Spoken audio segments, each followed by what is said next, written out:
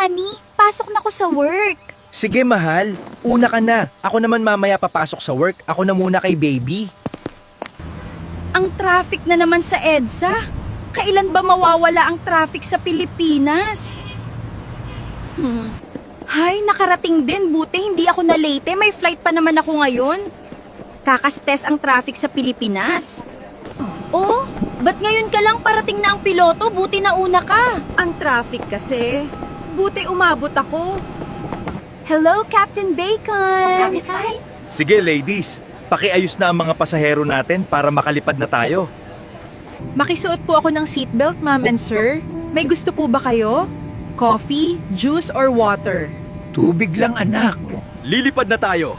Para sa lahat ng pasahero, ako si Kapitan Bacon, ang inyong piloto, ang magdadala sa inyo sa Hong Kong. Kamusta love life mo, friend? Ayun. Wala kaya nga si Captain Bacon? Sana type ko. Ilagad mo nga ako, friend. Hala, ano nagyayari? Nagka-crash pa ang eroplano. Tara, puntahan natin ang mga pasahero. Hala, wala na!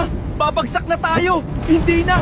Kaya grabe ang hangin at bagyo! Tinamaan ang eroplano! Magsihawak kayo! Babagsak na ang eroplano! No! Naway gabayan tayo ng Diyos!